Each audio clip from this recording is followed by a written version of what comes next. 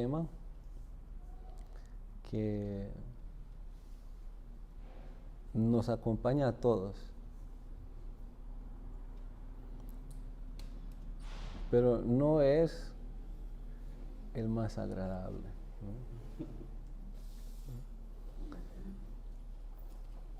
Cuando hay cosas no agradables, entonces hay siempre una tendencia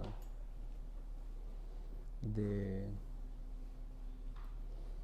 negarlo, de reprimirlo, de escaparnos, ¿no? Porque sabemos en diferentes situaciones de la vida, diferentes pendientes hay, ¿no? Diferentes experiencias, ¿no? Por ejemplo, hay mucho calor. ¿Qué hacemos? Pues buscamos la manera como disminuir el calor.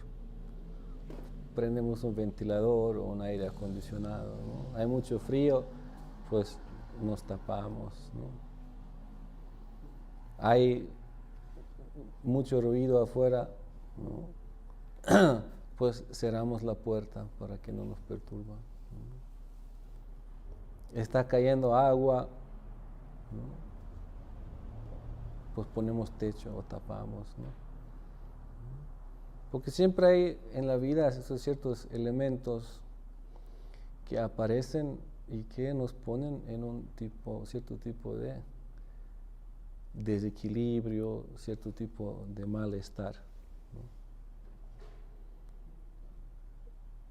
Entonces esas cosas que nos desequilibran, que nos ponen al malestar, hay básicamente dos diferentes.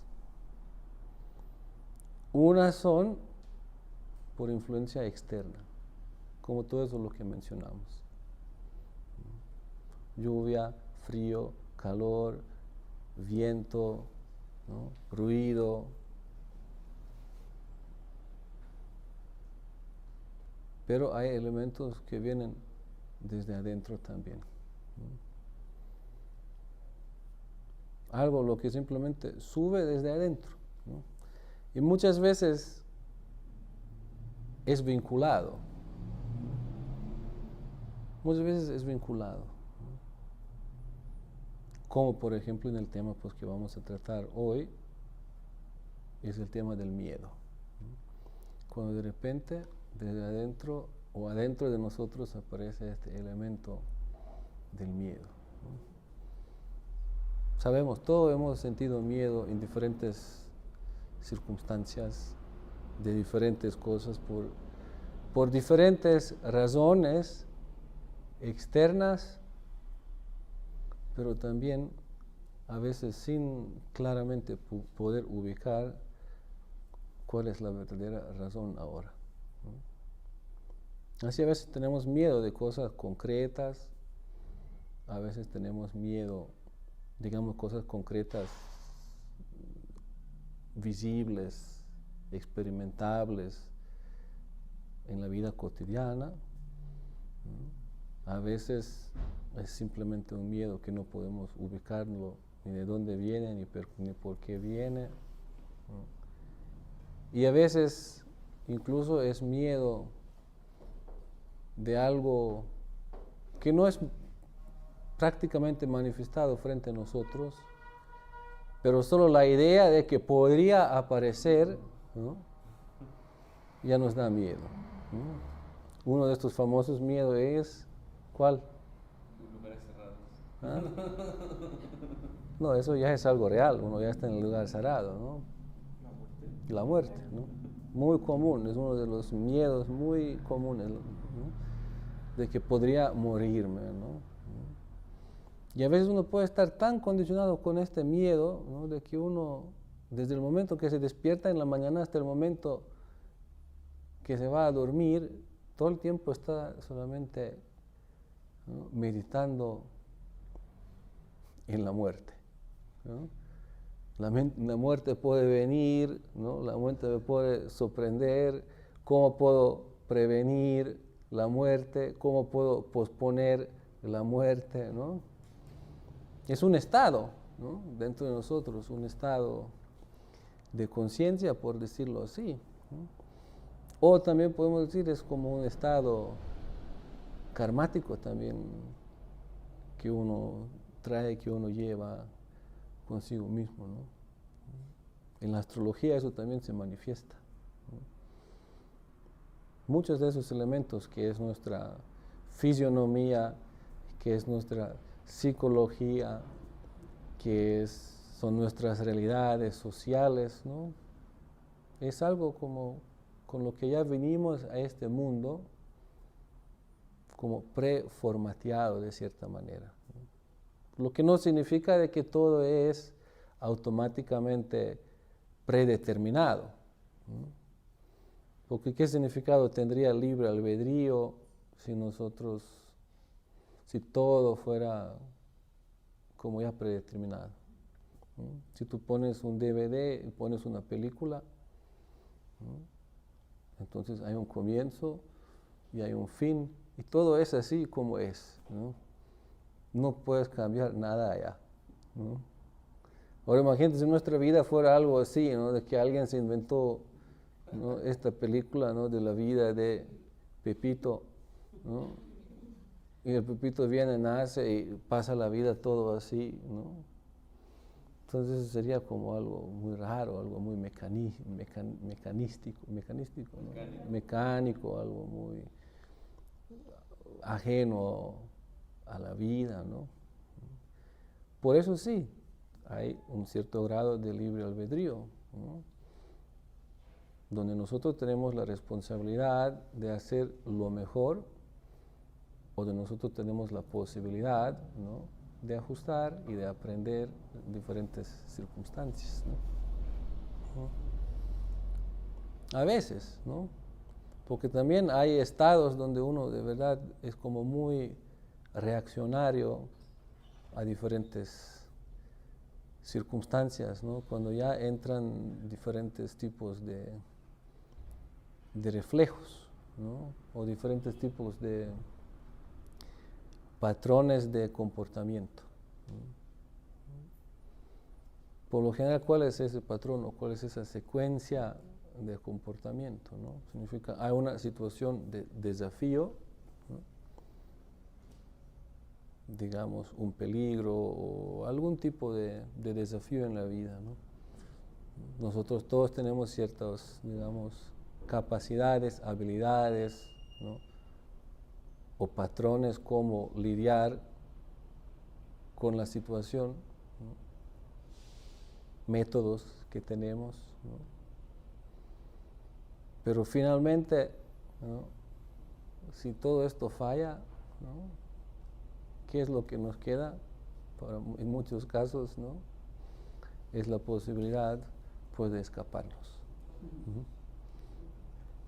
Incluso si a veces no queda ni la posibilidad de escaparnos, ¿no?, ¿qué es lo que queda? ¿No? El desmayo. ¿No? Entonces son diferentes tipos de estrategias, ¿no?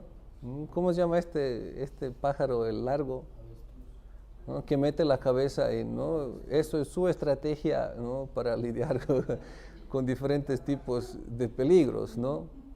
Él mete la cabeza en el piso, ¿no?, en la arena, ¿no? Y alguien otro, cuando hay ciertos tipos de desafíos, situaciones, ¿no?, que los sobrepasan, ¿no?, sus estrategias, digamos, naturales o saludables, ¿no?, mete la cabeza en la botella, ¿no?, en el tequila, ¿no? ¿No? Otro simplemente trata de distraerse, ¿no? Y a veces funciona, a veces logramos distraernos, pero a veces no logramos distraernos. A veces hay ciertos elementos que son tan fuertes que vienen desde adentro y que nos captan de una manera donde no hay como para adelante, ¿no? Entonces el miedo es uno de estos elementos que es bastante fuerte, ¿no?, en nuestra vida y que nos hace actuar de una manera muy, digamos, reaccionaria, ¿no? Ahora, ¿qué es este miedo? ¿De dónde viene este miedo? ¿Cómo podemos superar los miedos? ¿No? Eso es todo un gran desafío, ¿no? Más que todo si estamos hablando no solo para aquellos en el proceso espiritual, sino en términos generales, ¿no? Para cualquier persona en ese mundo. Solo que siempre hay una diferencia si consideramos las cosas desde una perspectiva de una vida material, limitada a lo material, o si consideramos también la dimensión espiritual de la vida.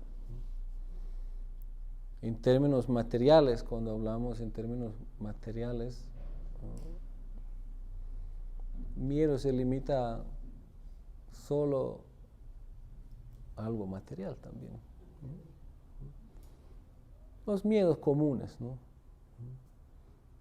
Ando con el celular en una zona, ¿no? Hablando en una zona peligrosa, ¿no? Y de repente alguien sale, ¿no? Y me roba, ¿no? Después me asalta. Después la próxima vez cuando voy para allá, ¿no? Otra vez tengo miedo, ¿no? Incluso si no cargo más el celular, ¿no? Si lo cargo tengo miedo que me lo roban de nuevo, o aún más tengo miedo de que quizás no termine solamente en el robo, sino que me lastimen o que me maten, ¿no? Entonces siempre hay estos tipos de miedo en este mundo material como muy común, ¿no? El miedo de perder algo. Eso es el miedo más común. Significa tengo algo y lo puedo poder perder, ¿no? Un objeto, ¿no? Este cuerpo. Son los miedos como muy superficiales, muy comunes, ¿no? Pero ya cuando miramos un poquito más para adentro, que todavía es común, ¿no? Y para las personas en el camino espiritual, en la búsqueda espiritual, y para las personas, digamos, en la vida material, ordinaria, ¿no? Ese es el miedo que proviene basado o en relación con las relaciones que tenemos con los otros. Eso es muy común, ¿no? Es como el punto del encuentro, ¿no? De la importancia de entender los miedos verdaderamente, ¿no?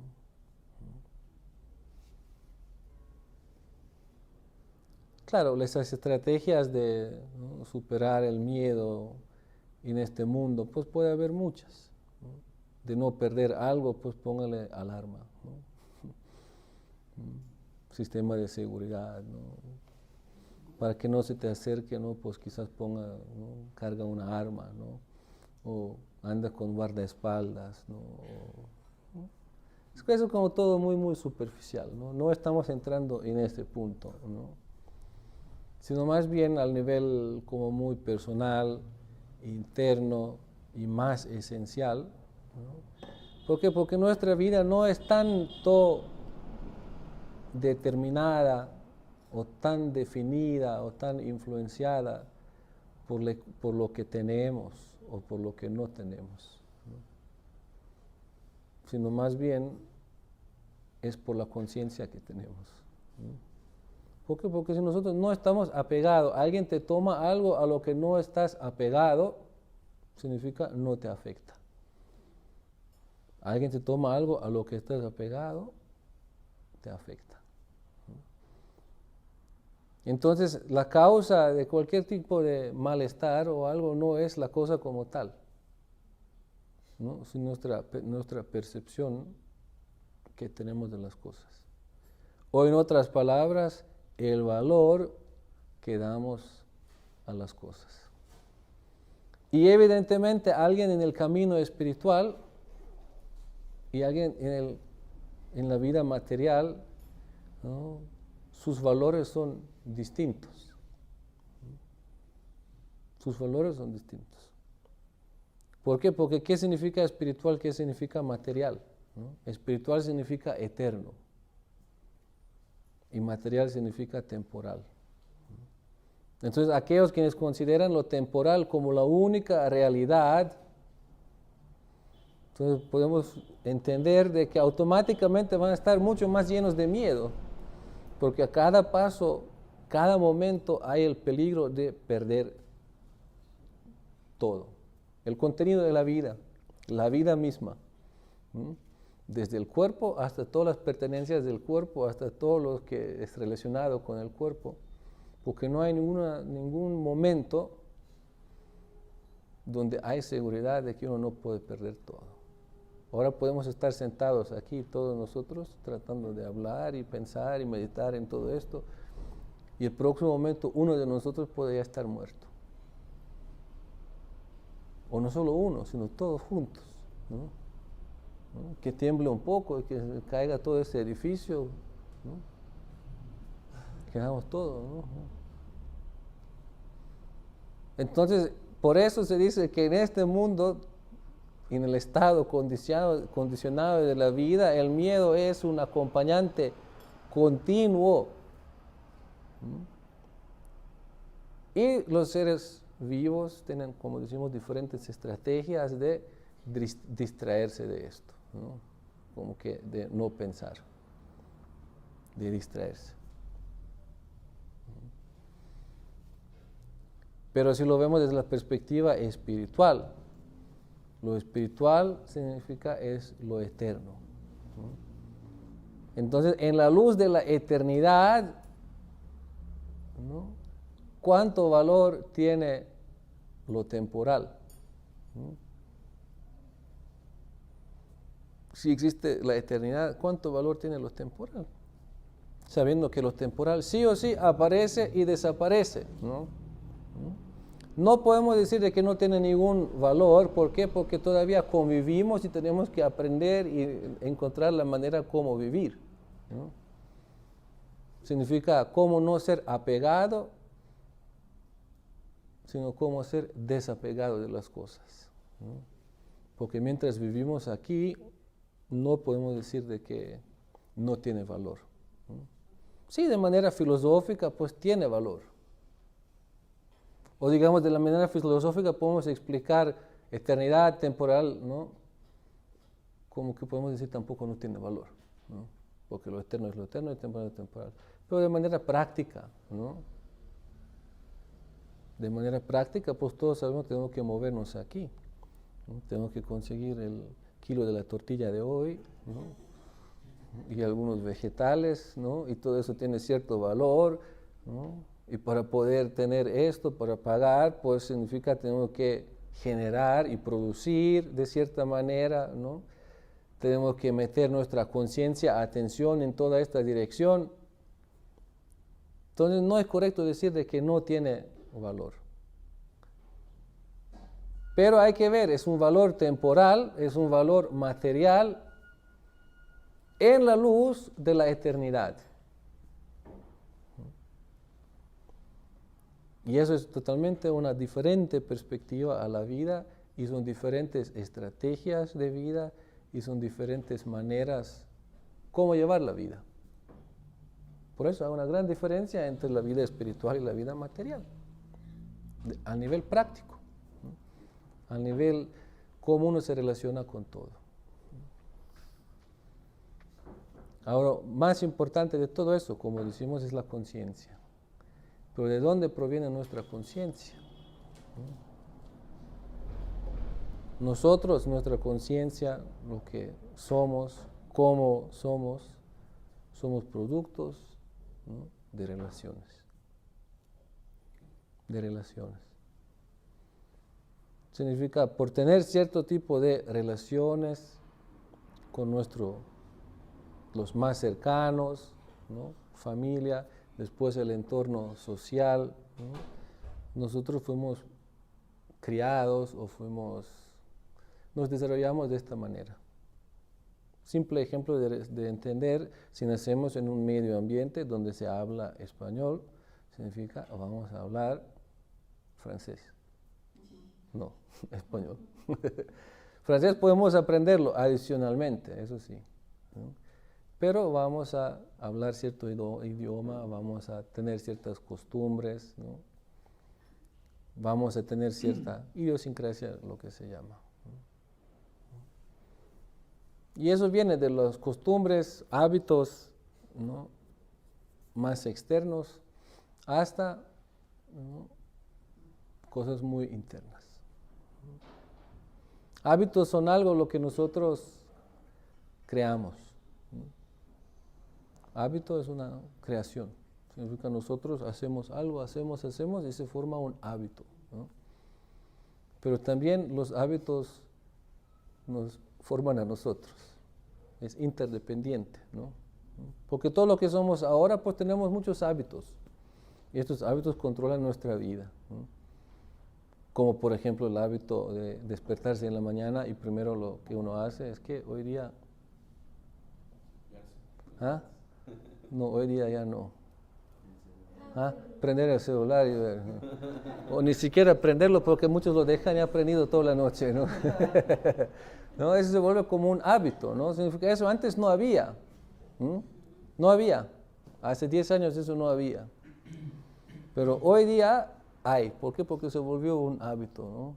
Se hizo y se hizo y se hizo y se hizo, ¿no? Y de repente ahorita se hace automáticamente, ¿no? Y ahora dejar de hacerlo es difícil, ¿no? ¿Por qué? Porque se ha vuelto un hábito. Y así hay muchos diferentes tipos de hábitos que nosotros podemos tener. Entonces, ¿cuáles son los hábitos más intrínsecos, ¿no?, a nuestro ser, ¿no? Eso también es algo lo que se puede decir es como nuestra visión interna, es nuestra actitud que se ha formado relacionado con diferentes fenómenos de la vida. Y todo eso viene, ¿cómo estamos formando estos hábitos, no? Todo eso viene a través de la imitación, ¿no? El ser humano aprende a través de la imitación. ¿Por qué? Porque lo ve que alguien lo está haciendo, ¿no? Y más que todo si hay un vínculo emocional con esta persona con la que uno tiene esta relación, hay aprecio, ¿no? Entonces, aún más uno se esfuerza de imitar, de ser igual, ¿no?, de responder, ¿no?, por un lado.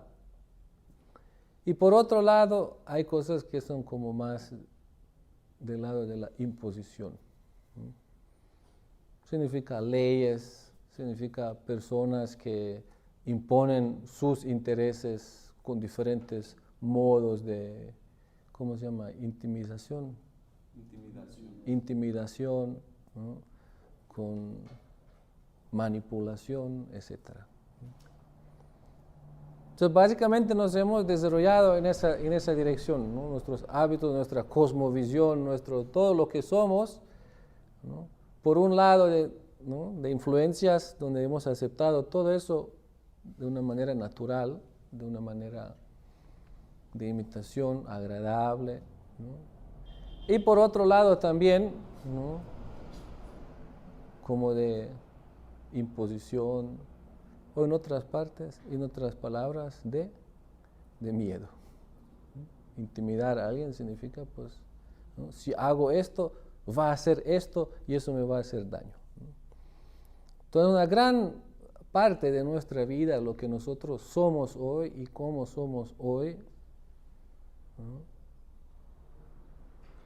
nació del miedo. Está dentro de nosotros, ¿no?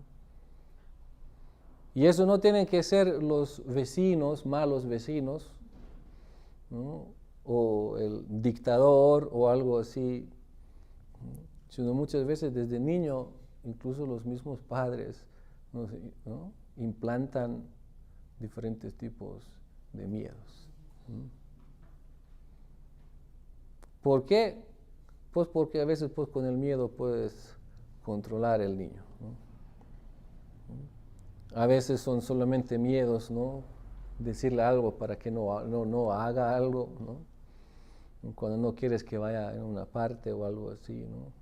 Entonces ahí está, no sé cómo dicen aquí, pero uno puede decir, ahí está la baba roga. Cuando era niño era la baba roga. La baba roga era como una bruja o algo así, ¿no? La que roba a los niños, ¿no? Que se los lleva, ¿no? Ujú. ¿No? O ahí es esto, aquí es aquello, ¿no?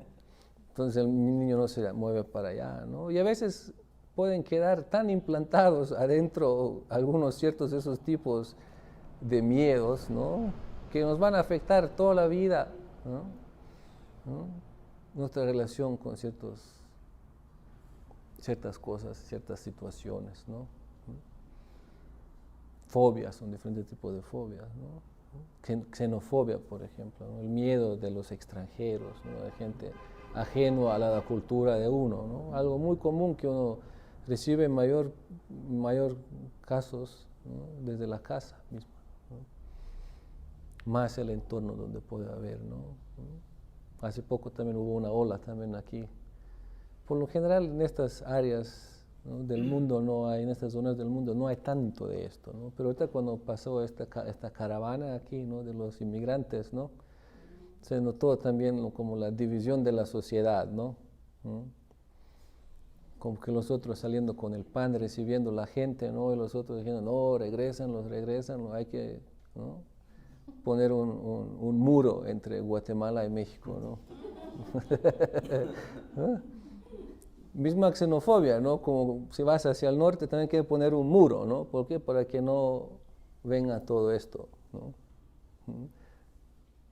Y los que están aquí se quejan, ¿cómo quieren poner este muro, no? Nos consideran, qué sé yo, ¿no? Cucarachas, ¿no? ¿no?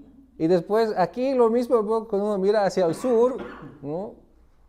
Que viene de allá, uno empieza a aplicar estas mismas ideas, ¿no? ¿No? ¿Por qué? Porque hay un miedo.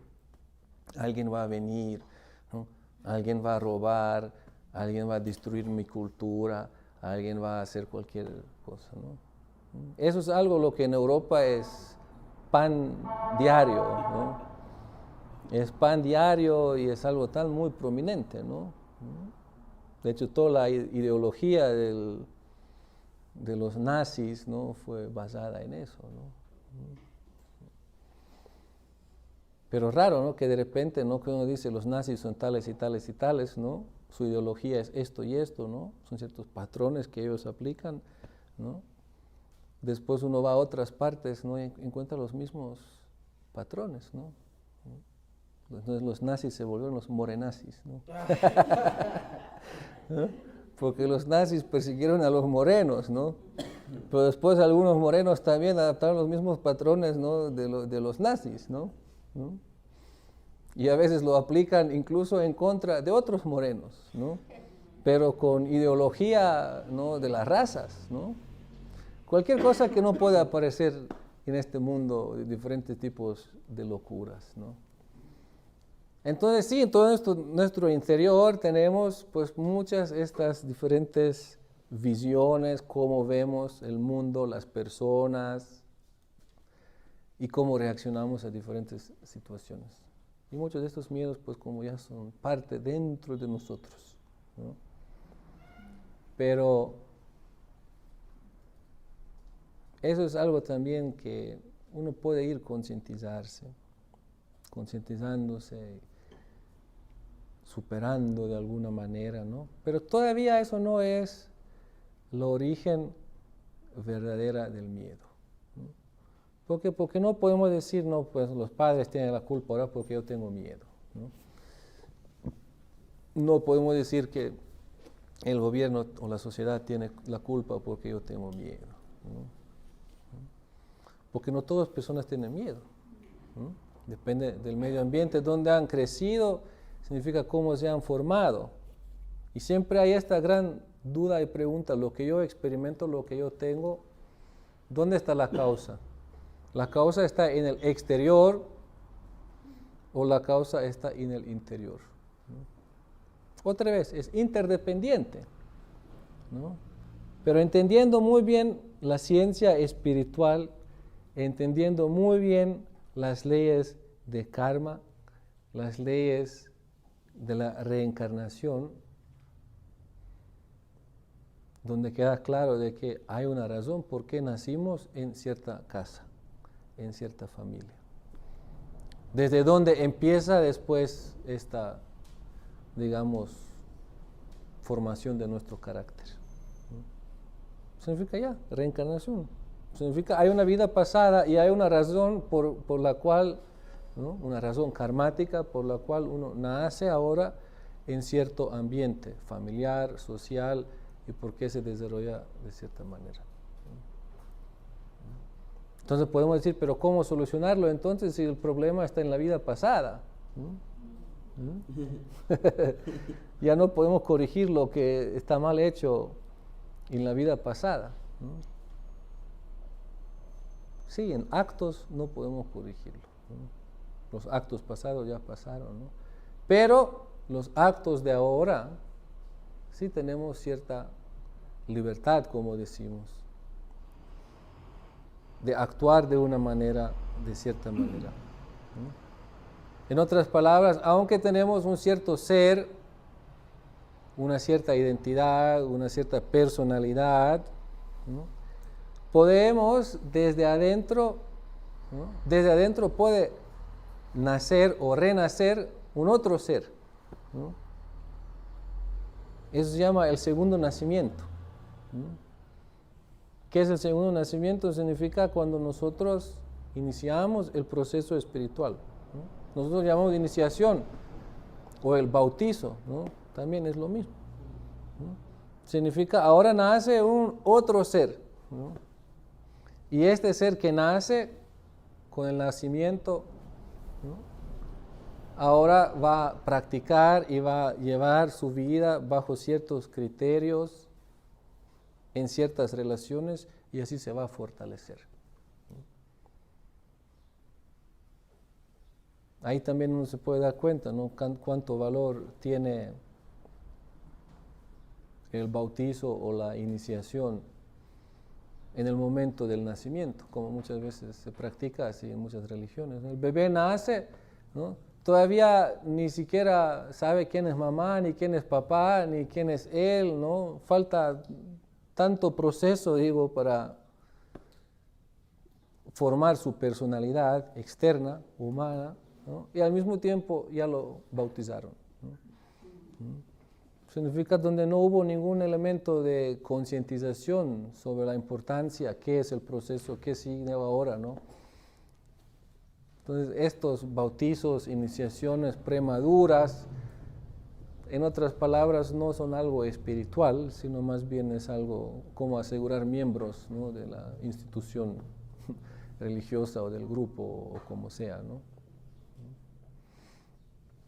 Entonces, sí, cuando inicia este proceso espiritual, entonces uno lo que es, pero ahora uno también empieza a desarrollar su verdadera identidad, su identidad eterna, ¿no?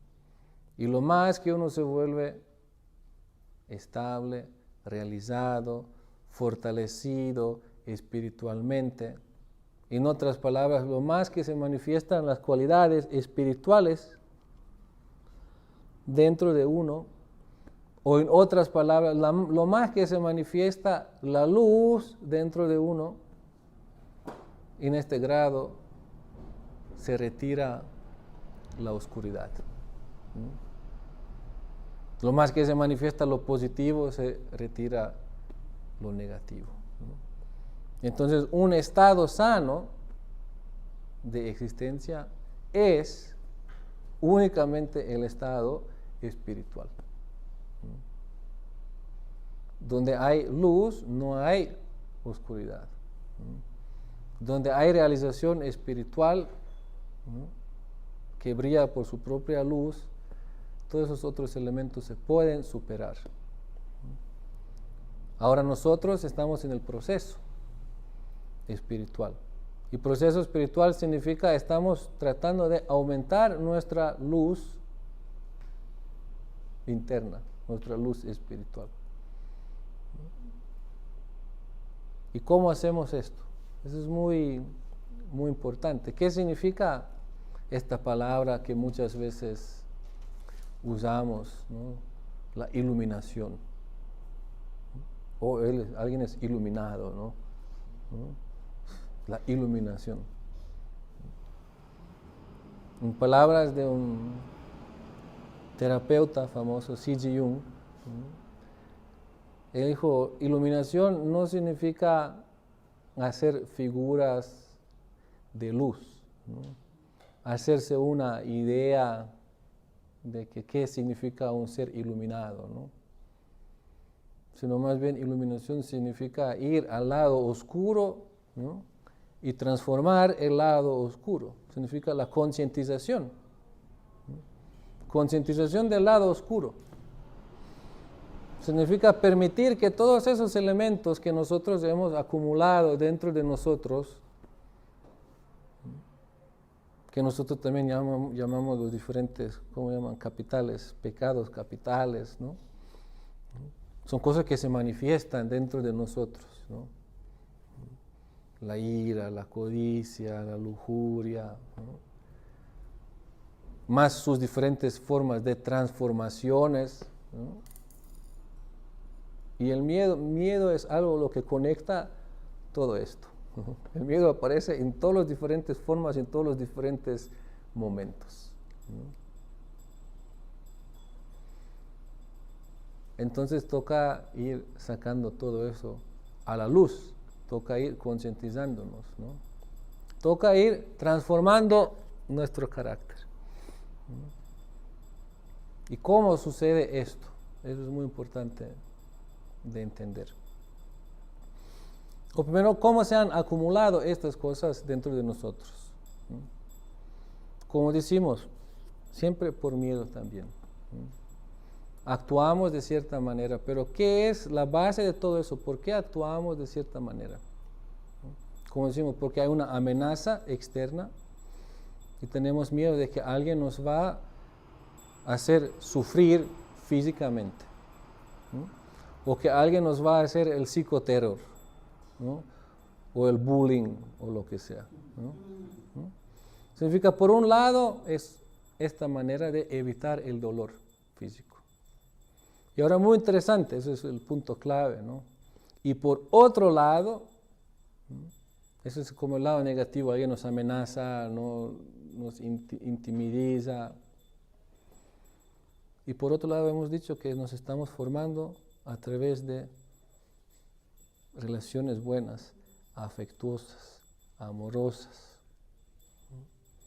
Ahora, de este lado hay un otro miedo, y eso es el miedo de perder esta relación, este vínculo. Del otro quisiéramos deshacernos de una, ¿no? Porque saben que nos amenaza, que no nos agrada, ¿no? Pero de este lado es alguien que nos agrada, donde nos sentimos bien, ¿no? Y el miedo que existe allá es de perder este vínculo. ¿Por qué?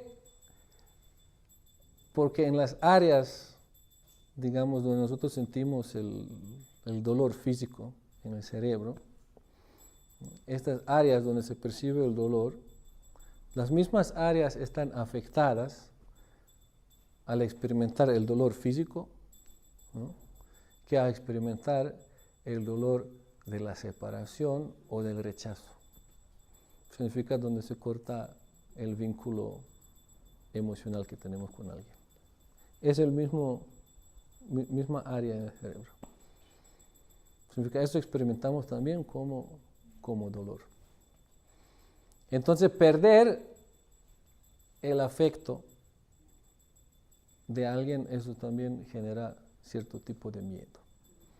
Entonces, muchas veces para nosotros que desarrollamos diferentes tipos de estrategias para mantener el equilibrio.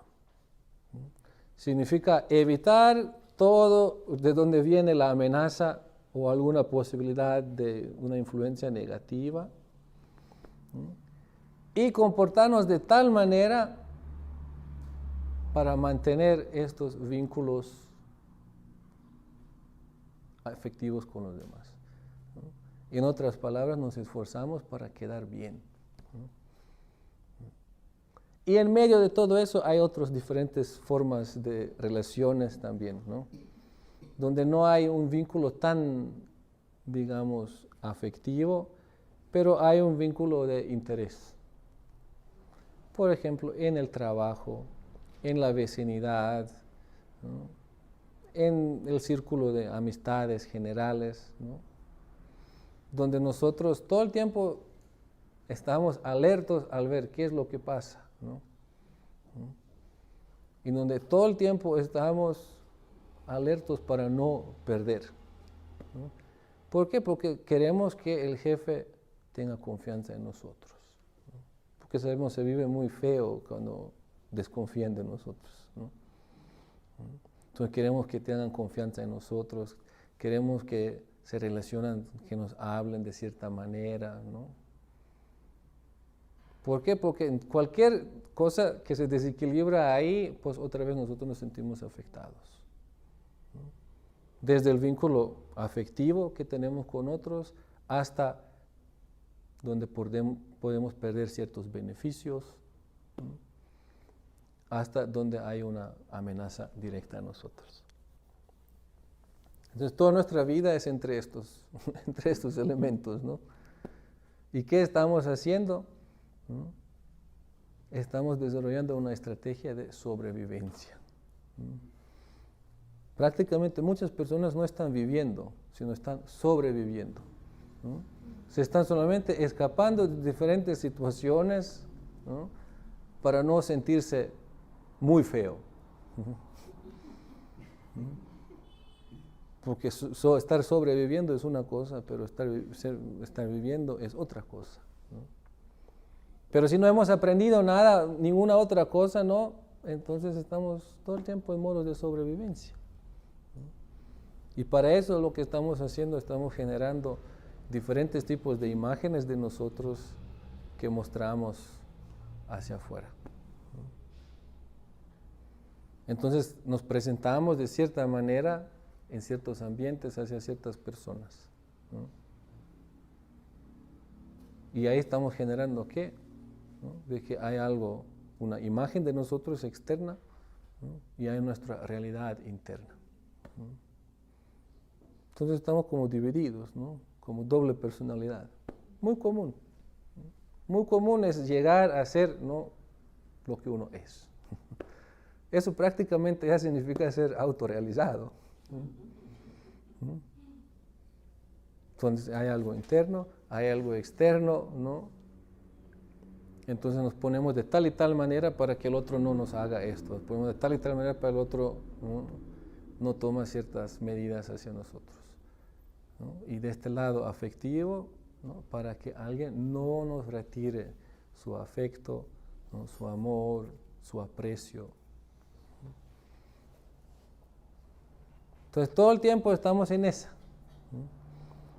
Y lo más increíble es si nosotros logramos el aprecio o el amor, ¿no?, o el afecto de alguien hacia una personalidad externa que no somos nosotros. Eso tampoco no nos satisface en el corazón, ¿no? No nos duele, pero tampoco estamos satisfechos. Por eso esta palabra que es muy común, ¿no?, pero muy poco entendida, relaciones de corazón a corazón, ¿no? Muchas veces dice, ¿no?, estamos buscando relaciones de corazón a corazón, ¿no? ¿Cuál es el síntoma de relaciones de corazón a corazón? Es, en primer lugar, aceptación de uno como es uno, ¿no? Pero la pregunta es si somos capaces nosotros mismos de aceptarnos a nosotros. Esa es la gran pregunta. ¿Por qué? Porque hay este lado dentro de nosotros que es el lado reprimido, que es el lado subconsciente, que es el lado karmático, ¿no? Y ese lado es como algo, se da el ejemplo, como una pelota. Tiene una pelota y esta pelota lo pones bajo agua, ¿no?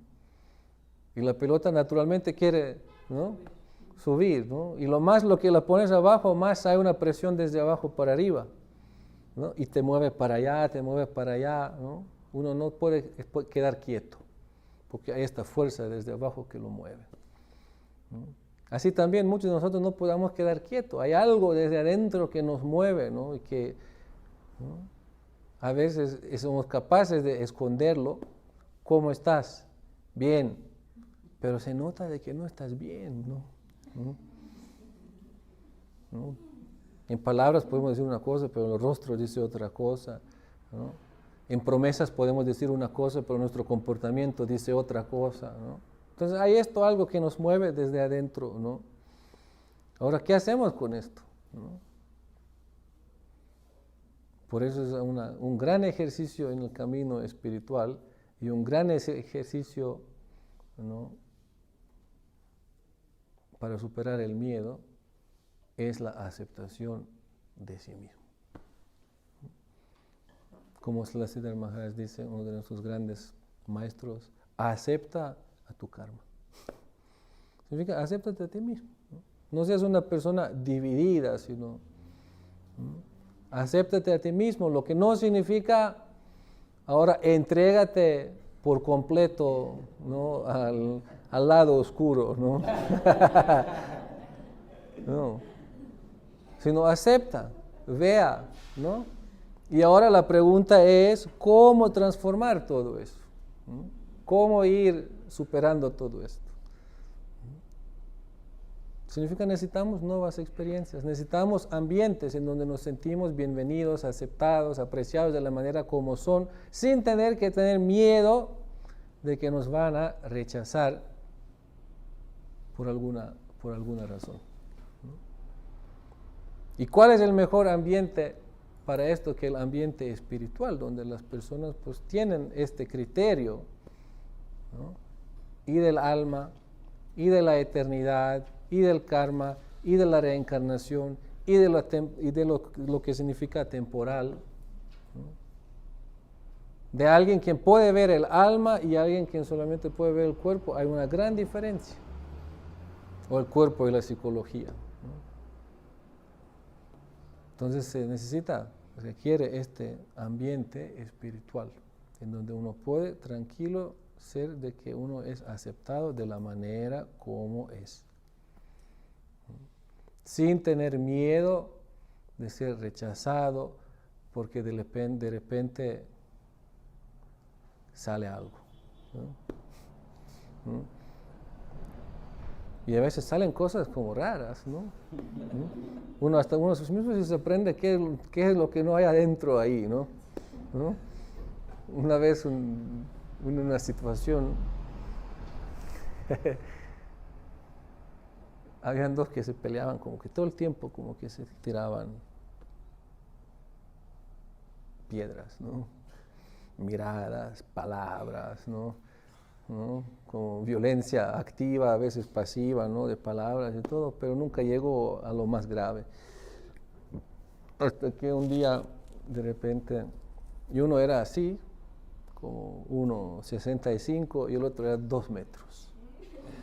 Y era así, ¿no? Cuando de repente un día yo escucho ahí algo como pa, pa, pa, ¿no? No sé qué, de repente sale el altote, ¿no?, sangrado todo, ¿no?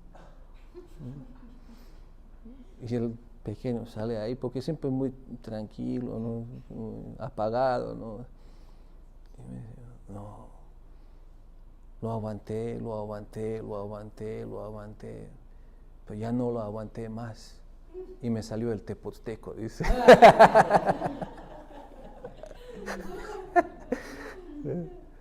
Como algo se encendió, ¿no?, y algo salió, ¿no? Entonces diferentes círculos, diferentes personas, diferentes métodos terapéuticos tienen diferentes maneras también de nombrar ciertas cosas, ¿no?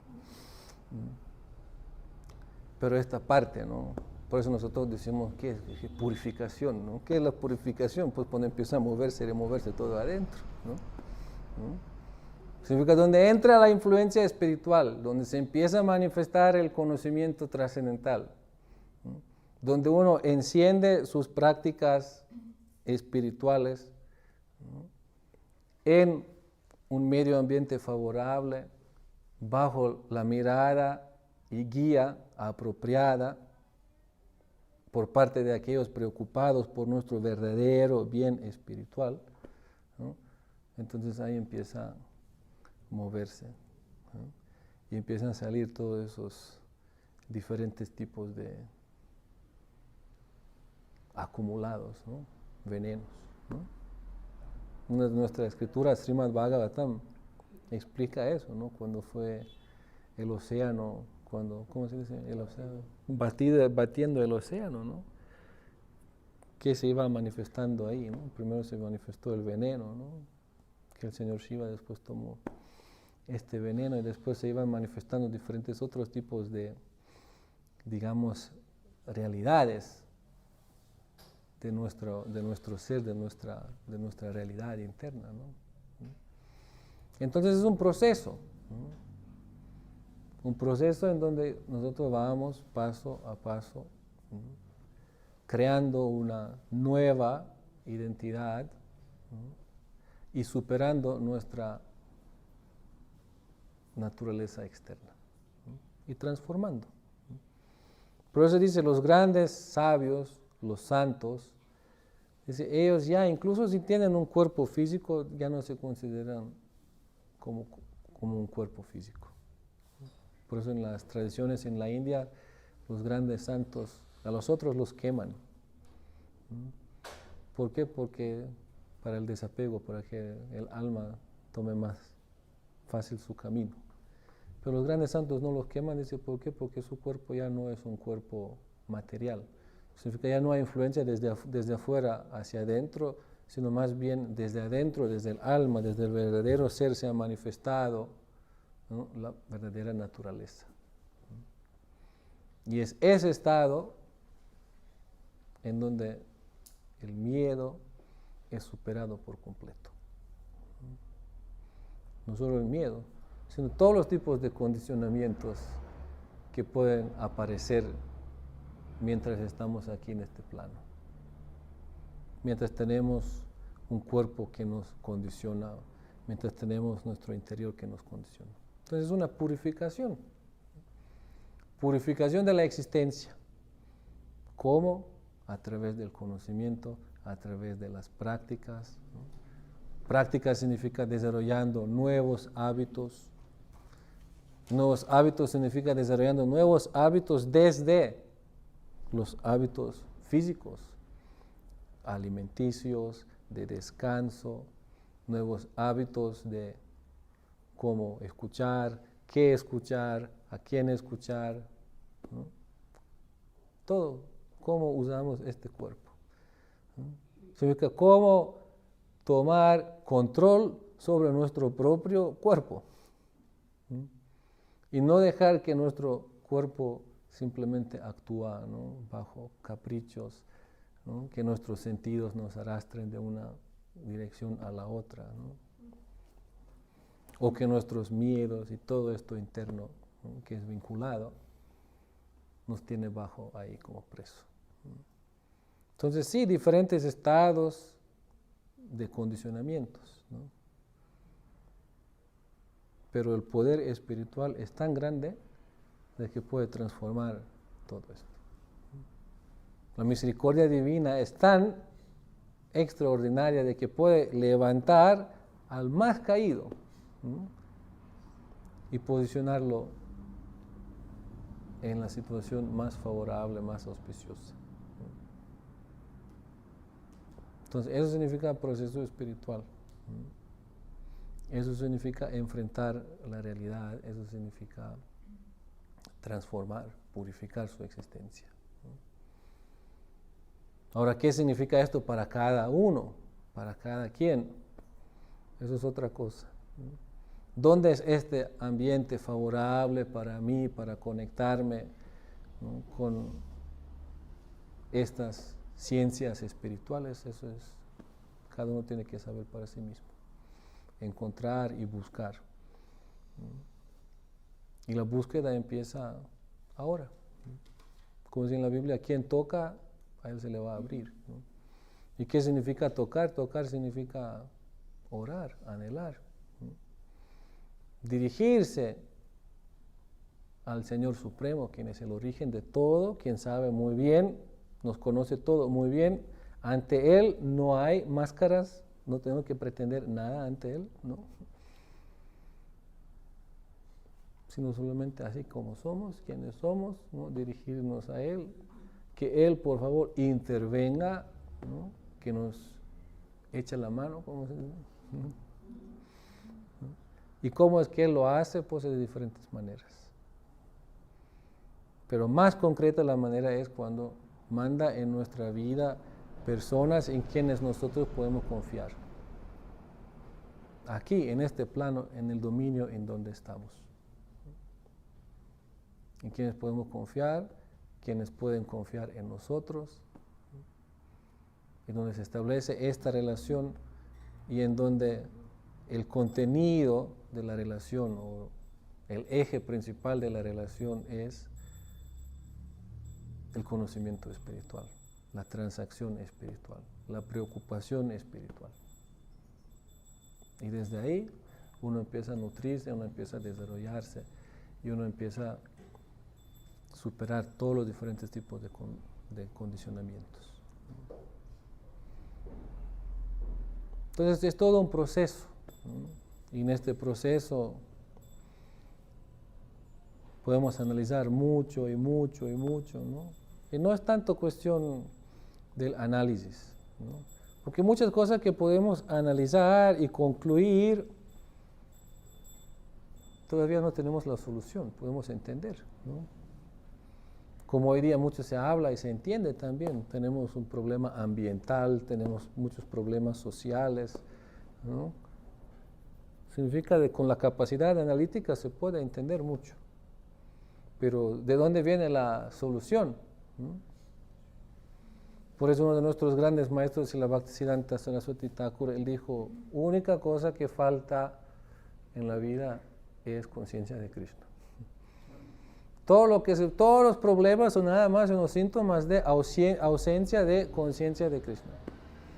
Conciencia de Krishna significa la presencia de la verdad divina, podemos traducirlo así también. Entonces, ¿qué urge más que conectarnos y buscar esta presencia divina en nosotros?